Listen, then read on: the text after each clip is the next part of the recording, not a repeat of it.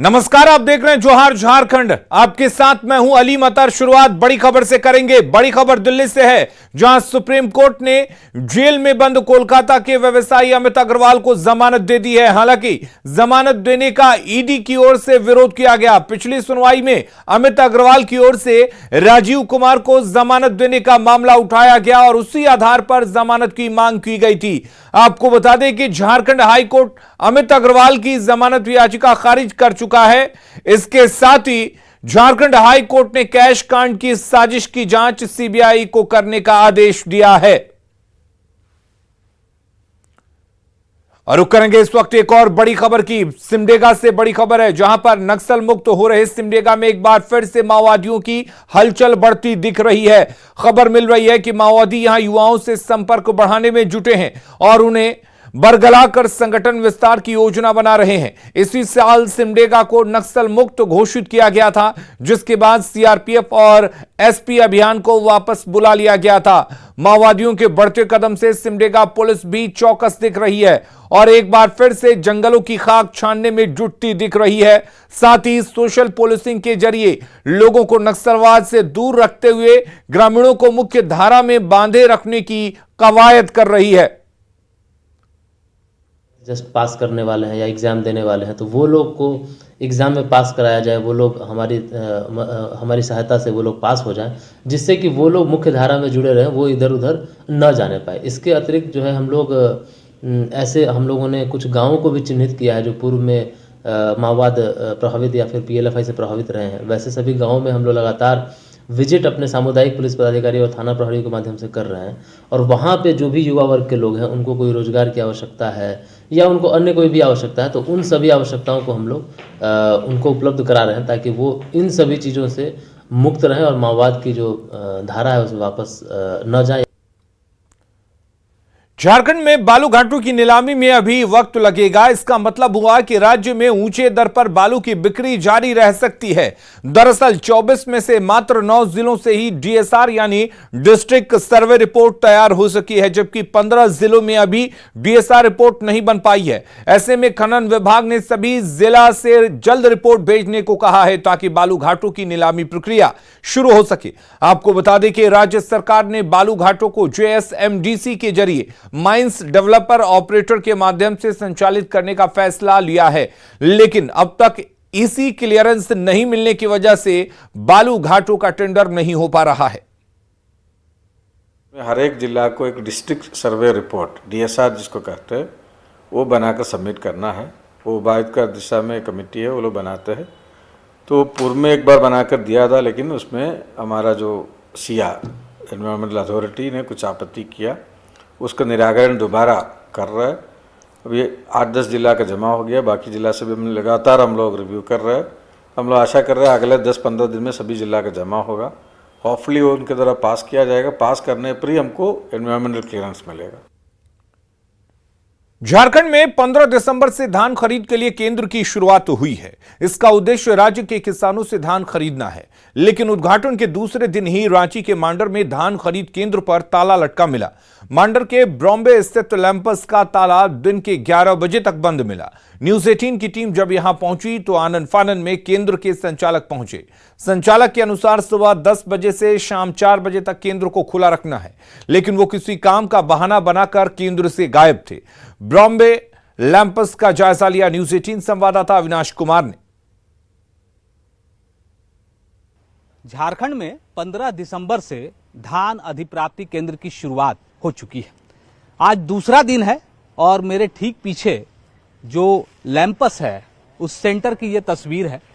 ऊपर अगर आप गौर करें, जो नाम लिखा है ब्रॉम्बे लैंपस लिमिटेड, जो राज्य में लगभग जो जानकारी आ रही है 596 के करीब ऐसे धान अधिप्राप्ति केंद्र खुलने हैं और यहाँ ऐसे केंद्रों पर आकर किसान अपने धान को बेच सकते हैं। 2050 रुपये प्रति क्विंटल धान का दर निर्धारित किया गया है, जो सरकार ने तय किया है। अभी इस वक्त अगर आप देखें घड़ी में 11:01 हो रहे हैं। मतलब साफ है कि हम समय पर ही आए हैं, समय से हम विलंब नहीं है। समय ये कहता है कि 10 बजे तक ये लैंपस खुल जाना चाहिए। यहाँ जो लाल रिबन है और ये जो ताला है ये इस बात का संकेत है कि कल यानी कि 15 दिसंबर को इस लैंपस का उद्घाटन किया गया है। इस लैंपस पर ताला लटका हुआ है, ताला जरा गया है, तो आप समझ जाइए कि जो किसान आएंगे वो कैसे अपने धान को बेच सकते हैं और ऐसे लैंपस की क्या गंभीरता बनती है, आप इस तस्वीर के माध्यम से समझ सकते हैं। कुछ लोगों का ये कहना है कि कल यहाँ बहुत सारे लोग जुटे थे और यहाँ उसका उद्घाटन भी हुआ, प्रमुख आए थे। खुला ही रहता है, हमेशा हम देखे हैं। खुला रहता है? हाँ, खुला। आज बंद हो गया है? आज देखे तो नहीं है। अच्छा, हम लोग आए इसलिए बंद हो गया? अब वो नहीं पता मुझे। कह रहे हैं कि ये खुला तो रहता है लेकिन आज बंद है। आपका है क्या? हाँ सर। क्या हो गया, ये इतना देर तक क्यों आप बंद रखे हैं? सर कुछ काम था इसीलिए। काम था? तबारे जी, लाल रिबन काहे लगा हुआ है? ये रिबन कल कटे हैं प्रमुख साहब। और आज आप बंद करके घूम रहे हैं? घूम नहीं रहे सर, आज इसमें अथी जाता है, मैसेज जाता है, समझे ना, अथी का धान करेगा। हाँ, किसान को मैसेज जाता है। हाँ, सही तो बात अभी है। नहीं, अभी कितना लोगों को मैसेज दिया? खोलिए इसको तो। देखिए अंदर की ये तस्वीर है। कुछ है याद? हाँ, 153 या कितना किसान आए थे पिछली बार आए थे। कल कौन कौन आया था? अब कौन, कल कौन आया था? तो नाम याद रहेगा तब। अरे उद्घाटन के लिए कौन आया था? प्रमुख साहब आए थे। क्या नाम है उनका? नाम नहीं जानते हैं, प्रमुख को भी नहीं जानते हैं? नाम नहीं जानते हैं। अच्छा, कितना बजे तक ही खोल के रखना है? 4 बजे तक। 4 जब पहुंचे तो ये सेंटर बंद था।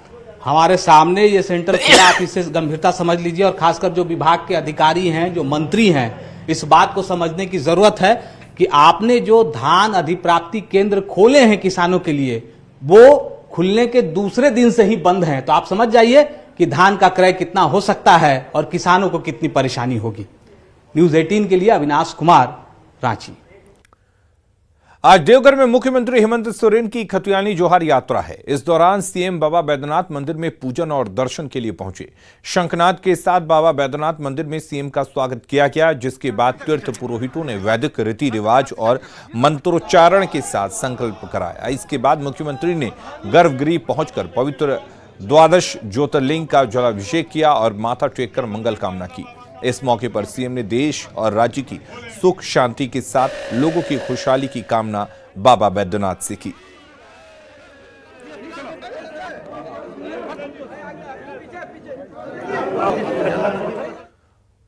और देवघर में मुख्यमंत्री हेमंत सोरेन ने देवघर सर्किट हाउस में देवघर और गोड्डा जिला प्रशासन के साथ एक समीक्षा बैठक की। इस बैठक में कृषि मंत्री बादल पत्रलेख के साथ पर्यटन मंत्री हफीजुल हसन, सांसद विजय हांसदा और विधायक दीपिका पांडे सिंह के साथ मुख्य सचिव और डीजीपी मौजूद रहे। मुख्यमंत्री हेमंत सोरेन ने सभी योजनाओं की जानकारी ली, साथ ही जिले में चल रहे कार्यों की समीक्षा भी की। सीएम की इस बैठक को काफी अहम माना जा रहा है। समीक्षा बैठक के बाद सीएम और मित्रा स्कूल कैंपस में खतियानी जोहार यात्रा में शामिल होने वाले हैं। झारखंड में राज्यपाल की भूमिका को लेकर सत्ता पक्ष लगातार हमलावर है। कांग्रेस के प्रदेश प्रवक्ता राजीव रंजन ने राज्यपाल पर निशाना साधते हुए कहा कि राज्यपाल की भूमिका संविधान के संरक्षक की होनी चाहिए, राजनीतिक सूत्रधार की नहीं। उन्होंने आरोप लगाते हुए कहा कि अगर हर एक विधेयक को अटकाने, लटकाने और भटकाने का काम जारी रहेगा तो लोकतांत्रिक मान्यताओं पर इसका बुरा प्रभाव पड़ेगा। राज्यपाल की भूमिका संविधान के संरक्षक की है, न कि राजनीतिक सूत्रधार की। अगर इस प्रकार से लगातार हर विधेयक में अटकाने और लटकाने और भटकाने का काम जारी रहेगा तो कहीं ना कहीं लोकतांत्रिक तरीके से जो स्थापित मान्यताएं और परंपराएं हैं उसका क्षरण होगा। और ये एक बार की घटना नहीं है, अब तो ये दृष्टांत हर दिन सामने आ रहा है। आप देख लीजिए किस प्रकार से रांची हिंसा हो या त्रिकूट रोपवे की घटना पर, जिस पर सरकार ने पहले ही समिति बना रखी है और समिति का प्रतिवेदन भी अभी समर्पित नहीं किया गया है, बावजूद उसके राजनीतिक प्रतिबद्धता के सूत्रधार के रूप में एक पत्र लिख करके आखिर क्या जताना चाहते हैं राज्यपाल। बोकारो के सिटी पार्क में विजय दिवस के मौके पर सैनिकों ने विजय दिवस मनाया। इस दौरान शहीद स्थल पर देश के शहीद जवानों को श्रद्धांजलि दी गई। इस ऐतिहासिक जीत की खुशी आज भी उस वक्त युद्ध में शामिल जवानों के चेहरे पर देखी जा सकती है। 1971 की लड़ाई में शामिल रहे जवान चंद्रिका तिवारी ने भारत चीन की सरहद पर हो रहे घटनाक्रम को लेकर प्रधानमंत्री से चीन की हरकतों का मुंहतोड़ जवाब देने की अपील की। देता है, ये हमेशा हमेशा धोखा देता है। इसके साथ मैत्री नहीं करना चाहिए कभी भी। ये पीठ में छुरा मारता है चाइना, है ना। तो अभी चाइना को जवाब देना चाहिए मोदी को। अपने सिद्धांतों पर चलते हुए बांग्लादेश में जो अत्याचार हो रहा था उसके विरुद्ध संघर्ष करती हुई जनता का साथ दिया था और एक नए राष्ट्र के रूप में बांग्लादेश का उदय हुआ था।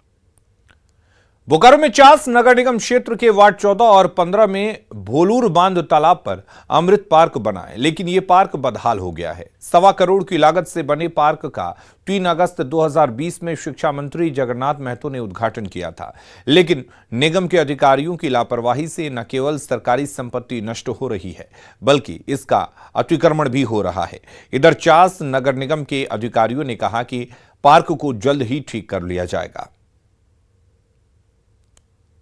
सुचारू रूप से इसकी देख रेख नहीं हो रही है नगर परिषद द्वारा, और यहाँ आदमी नियुक्त करना चाहिए जो सुबह शाम गेट को खोले और लोग एक्सरसाइज करे, स्वास्थ्य लाभ करे। हाँ, गंदगी जो है अंबार भरी हुई है जलकुंभी का, इसका शायद टेंडर भी हुआ लेकिन साफ सुथरा तो हुआ नहीं। इस कारण से है कि इसका सही से ध्यान नहीं दिया जा रहा है। बना के अपना फंड अपना ले लिया है, उसके बाद अपना छोड़ दिया गया है। उसको ध्यान देने का आवश्यकता है, और क्या बोलेंगे। उसका मेंटेनेंस करने के लिए जिस संवेदक की नियुक्ति हुई काफ़ी बाद में हुई, 1 साल 1.5 साल 2 साल प्रयास करने के बाद कोई तैयार नहीं हो रहा था। तब हम लोगों ने किसी तरह से उस संवेदक को तैयार करा कर दिया है और वो करेंगे, आगे भी करेंगे, अच्छा करेंगे। चूँकि अभी तालाब का सौंदर्यीकरण काम बाकी है, इसलिए सब लोग इंतजार कर रहा है। पलामू के सरकारी अस्पतालों में मरीजों की संख्या काफी बढ़ गई है। मेदिनीनगर के एमएमसीएच में डॉक्टर और स्टाफ की कमी के कारण मरीजों को काफी परेशानी हो रही है। ओपीडी में पर्याप्त डॉक्टर नहीं बैठते हैं, जिससे मरीजों की लंबी कतार लगी रहती है। कई सरकारी दवाइयां भी नहीं मिल रही हैं। मजबूरन मरीजों को निजी अस्पतालों का रुख करना पड़ता है। चल रहा है, इसके वजह से आपको नंबर लगवाना होगा।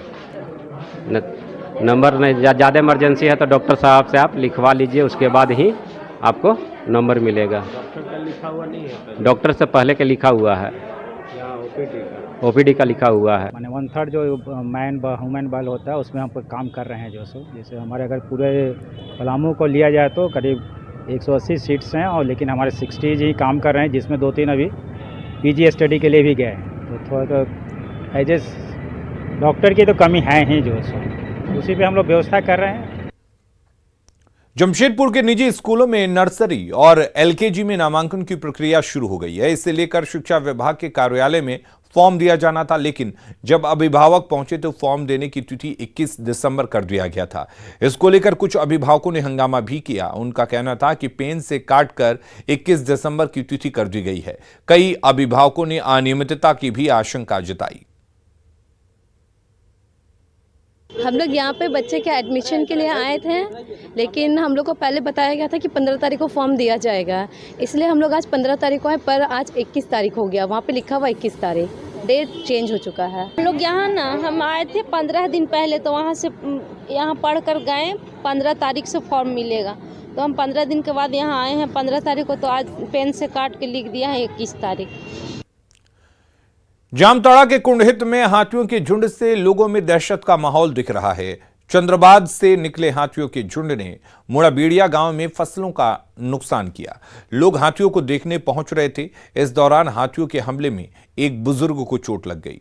मुड़ाबीड़िया से हाथियों का झुंड फिलहाल बंगाल सीमा पार कर गया है, लेकिन ये फिर झारखंड में लौटेगा या नहीं, इसे लेकर अनिश्चितता का माहौल दिख रहा है। फिलहाल वन विभाग के साथ पुलिस प्रशासन की टीम भी मुस्तैद है और हाथियों के मूवमेंट पर नजर रखी जा रही है।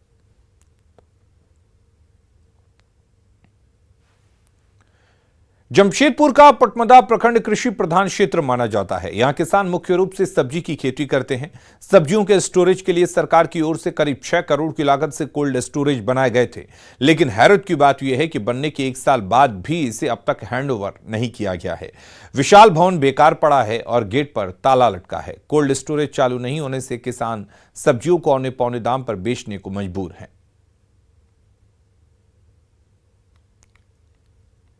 कारण नहीं चालू हो रहा है। डीसी मैडम से हम लोग 2-4 बार बात कर चुके हैं कि इसको जल्द से जल्द चालू किया। जैसा अभी खेती का समय है, अभी 1-आध महीने के बाद काफ़ी टमाटर का उपजा होगा पटमदा में।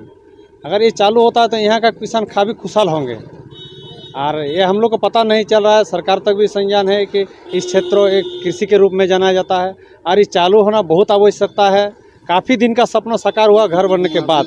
कोल्ड स्टोर बनने के बाद अभी आदमी चिंता में है कि कब चालू होगा, इंतजार कर रहे हैं। कि यहाँ का जो अभी जिला का जो हम लोग मुख्य मानते हैं डीसी को, तो डीसी महोदया भी इसके बारे में अभी तक कोई आगे कदम नहीं लिया है। तो हम लोग सोचेंगे कि यहाँ का ग्रामीणों के लिए, जो हम लोग किसान के लिए एक अपील करना चाहूँगा कि ये जल्द से जल्द चालू करने का और आवाज़ बुलंद करके हम लोग को फिर से इसको आंदोलन करना होगा, तभी यहाँ का लोगों के लिए सुविधा होगा। दुमका के कमर दुधानी स्थित आर्चरी एकेडमी में संथाल परगना की 450 एनसीसी गर्ल्स बटालियन की कैडेट्स की ट्रेनिंग जारी है। ये कैंप 18 दिसंबर तक चलेगा। इस कैंप के जरिए कैडेट्स को ड्रिल, हथियार चलाने की ट्रेनिंग, क्विज, मैप रीडिंग के साथ ये सामाजिक सेवा और सामुदायिक विकास के बारे में जानकारी दी जाएगी ताकि वे समाज में आगे बढ़ सकें।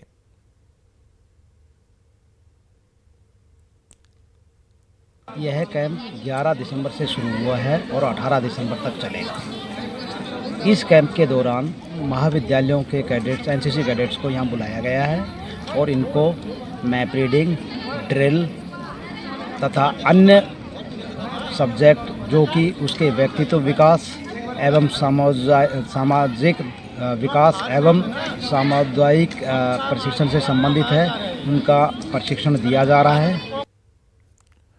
रांची में 43वीं अखिल भारतीय महिला हॉकी चैंपियनशिप शुरू हो रही है। 20 से 26 दिसंबर तक हटिया स्थित एस्ट्रोटर्फ हॉकी स्टेडियम में इसका आयोजन किया गया है। कुल 8 टीम इस चैंपियनशिप में हिस्सा ले रही हैं।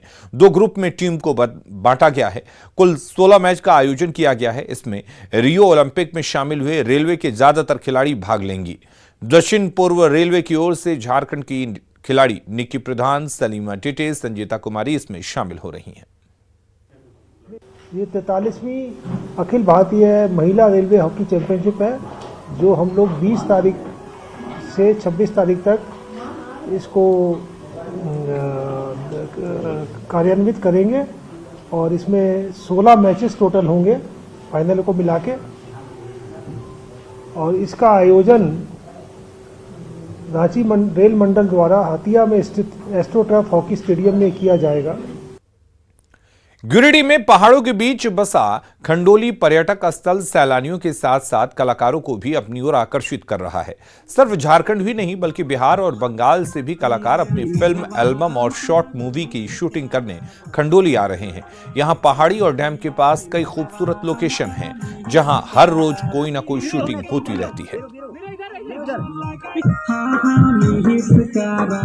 मतलब यहाँ बहुत हम लोग गाना कर चुके हैं, 100-200 जितना भी हो गाना बहुत कर चुके हैं। तो खंडोली में से क्या कुछ खास है जो आप लोगों को पसंद आता है? खास है, लोकेशन अच्छा है, शूटिंग करने में भी अच्छा लगता है।